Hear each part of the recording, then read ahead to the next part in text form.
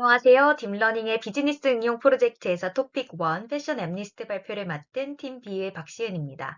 저희 팀은 팀장인 신규와 원훈님과 제가 함께 과제를 수행했습니다. 그 중에서도 저는 이미지 분류 모델의 설계와 최적화 파트를 중심으로 말씀드리겠습니다. 본 프로젝트를 시작하기에 앞서 저희 팀은 목표를 하나 설정했는데요. 단순히 높은 정확도만을 쫓는 것이 아니라 연산 자원과 메모리 제약이라는 현실적인 비즈니스 환경을 반영한 모델을 설계하는 것이었습니다. 특히 패션 데이터가 가진 고유의 공간 정보를 손실 없이 보존하는 것을 이번 아키텍처 설계의 핵심 동인으로 삼았습니다.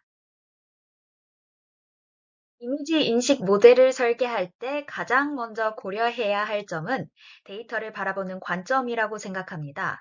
왼쪽의 DNN 방식은 이미지를 1차원으로 나열하여 픽셀 간의 상하 좌우 맥락을 상실하는 줄 세우기 방식입니다. 반면 저희가 이번에 수행한 CNN은 2차원 공간 구조를 유지하며 필터가 기하학적 패턴을 스스로 학습하는 지도 보기 방식을 취합니다. 이러한 구조적 차이가 결과의 차이를 만든다고 생각합니다. 베이스라인인 DNN과 저희의 커스텀 아키텍처를 비교해보면 그 차이가 더 명확합니다. DNN이 단순 가중치 곱셈에 의존한다면 저희 모델은 합성곱 필터를 통해 지능적으로 특징을 요약합니다.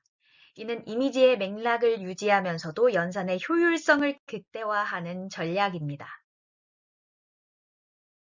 모듈의 세부 설계 과정에서 저희는 플래튼 레이어를 전략적으로 채택했습니다. 일반적인 GAP 방식은 연산량을 줄여줄 수 있지만 데이터 뭉개짐 현상이 발생할 수 있습니다.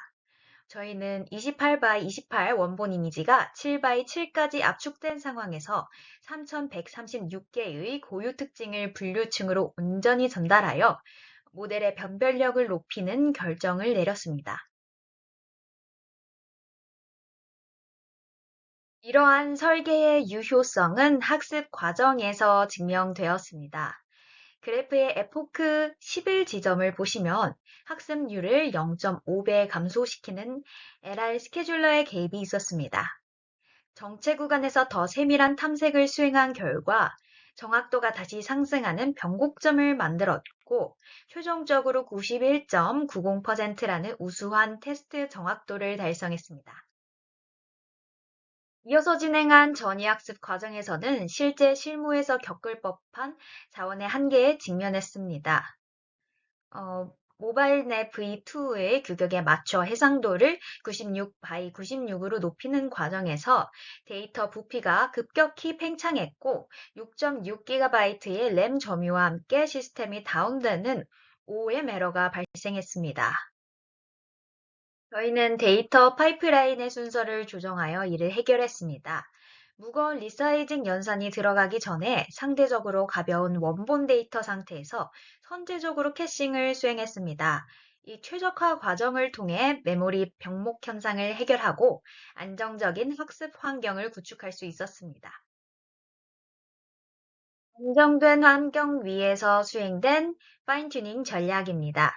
이미 검증된 모델의 사전 지식을 보호하기 위해 하부 레이어 90%는 동결하고 패션 데이터에 특화된 상위 10개 레이어만 제한적으로 개방했습니다.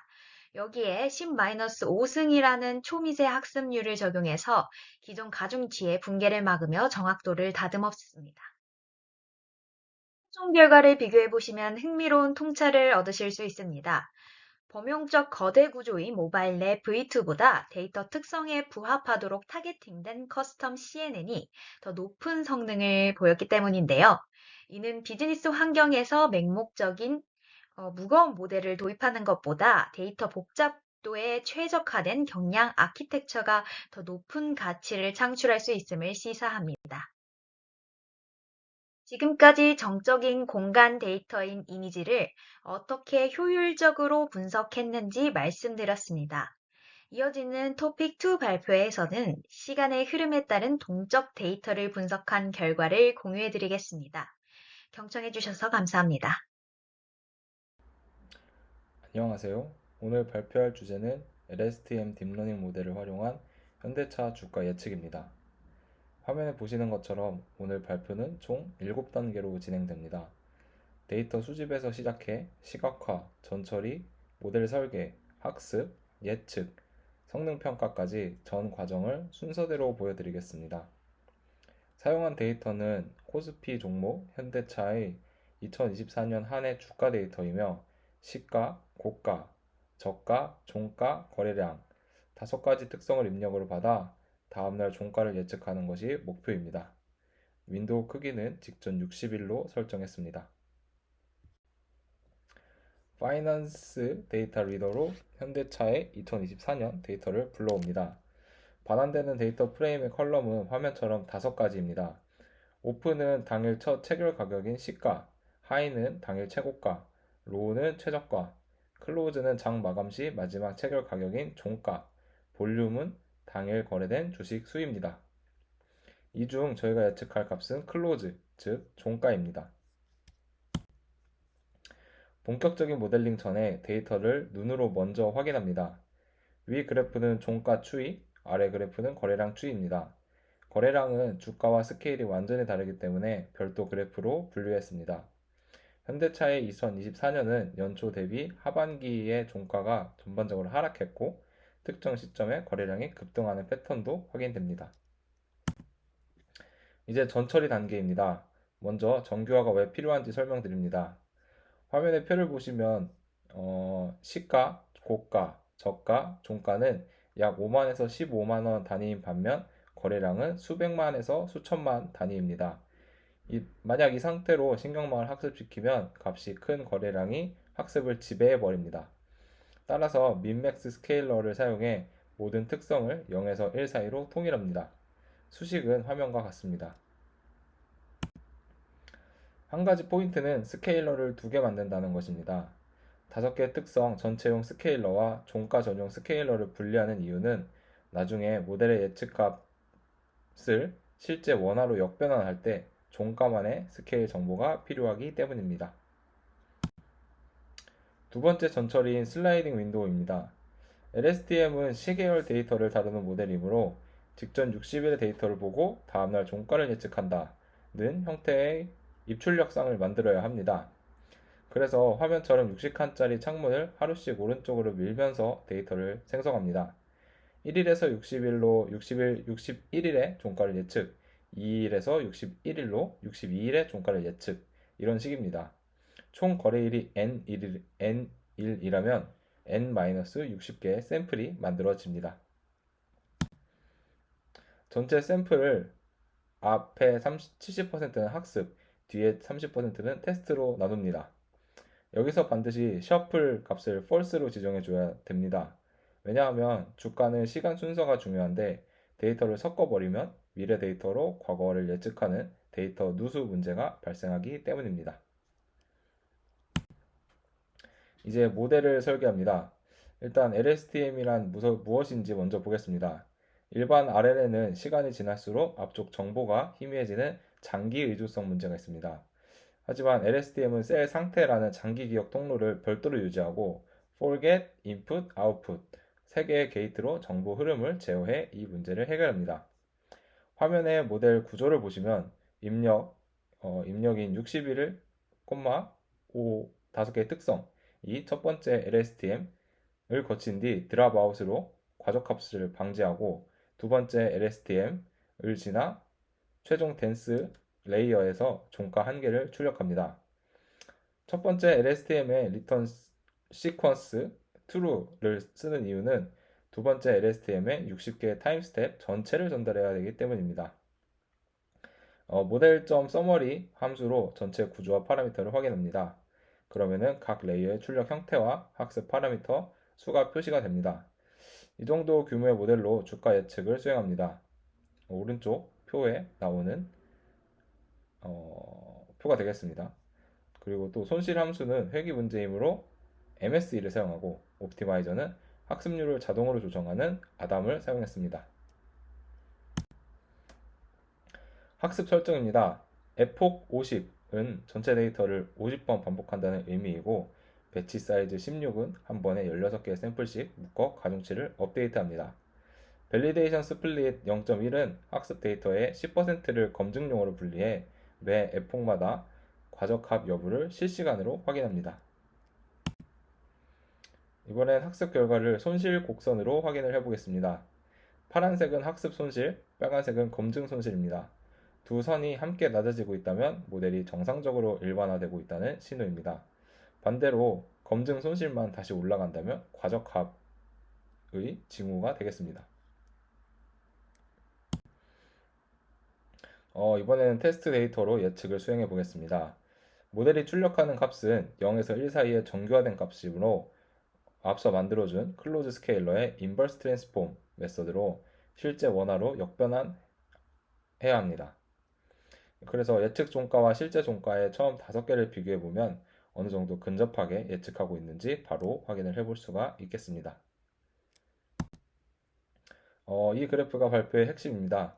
파란 실선이 실제 종가, 빨간 점선이 예측 종가입니다.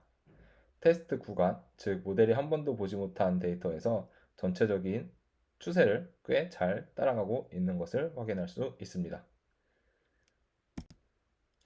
이번엔 전체 구간으로 확대를 해보겠습니다.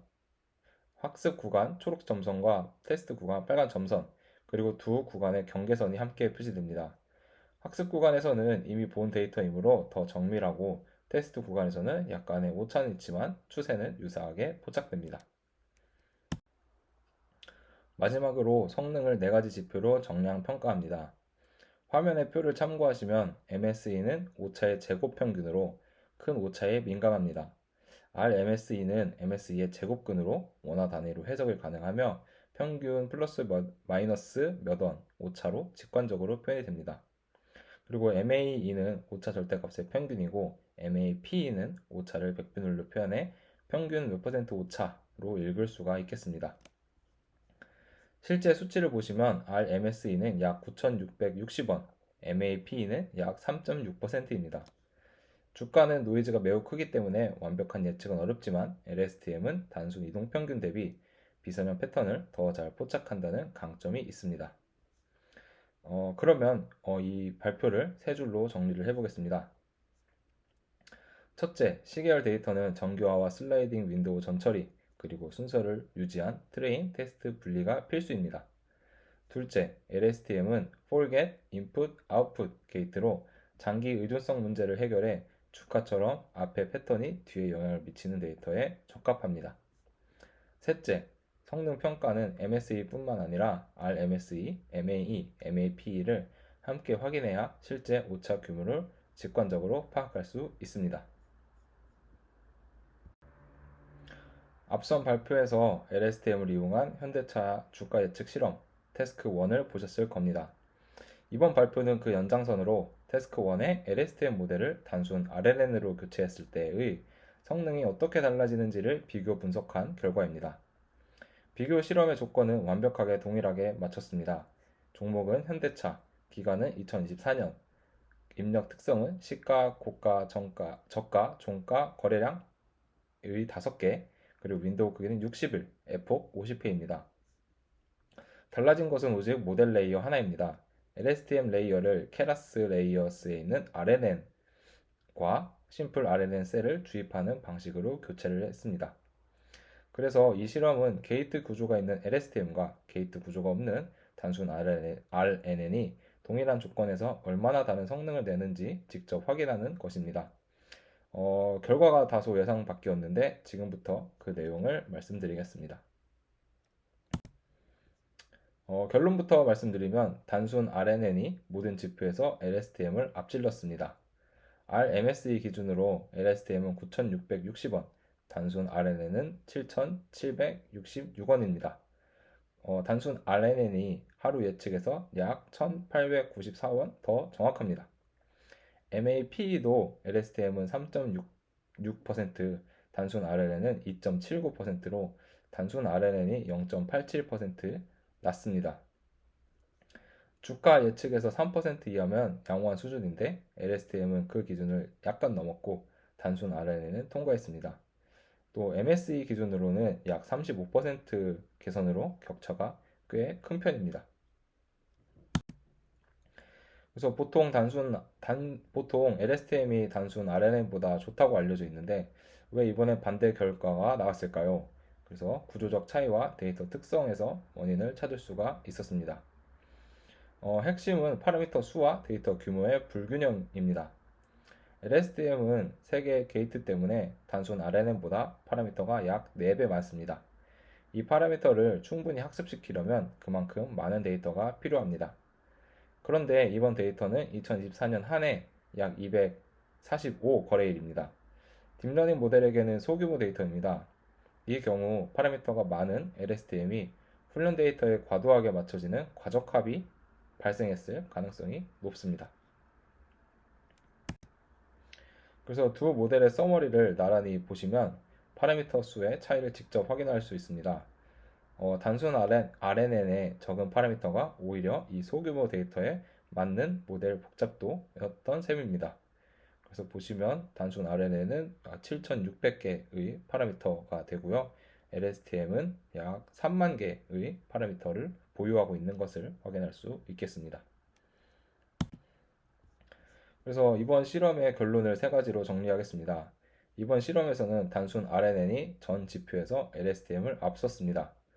RMSE 기준 약 1894원 차이는 실질적으로 유의미한 수준입니다. 그래서 원인은 데이터 규모입니다. 245 거래일이라는 소규모 데이터에서 파라미터가 4배 많은 LSTM은 과적합 위험이 더 높습니다. 드랍아웃을 추가했지만 충분히 규제하지 못했을 수 있습니다. 그래서 만약 기간을 3년에서 5년으로 늘려서 본다면 장기 패턴이 많아져 LSTM의 게이트 구조가 더 효과적으로 작동할 것으로 예상이 됩니다. 이번 실험은 딥러닝 모델 선택에서 중요한 교훈을 줍니다. 더 복잡한 모델이 항상 더 좋은 것은 아닙니다. 그래서 데이터 규모, 시퀀스 길이, 그리고 사용 가능한 리소스에 맞는 모델을 선택하는 것이 핵심입니다. 그래서 이상으로 LSTM과 단순 RNN의 현대차 주가 예측 결과 비교 발표를 마치겠습니다. 이번 실험의 핵심 발견은 단순 RNN이 전 지표에서 LSTM을 앞질렀다는 점이며 그 원인은 소규모 데이터에서의 LSTM 과적합으로 분석됩니다. 복잡한 모델이 항상 정답은 아니라는 것, 데이터와 환경에 맞는 모델 선택이 중요하다는 것이 이번 비교 실험의 교훈입니다. 감사합니다.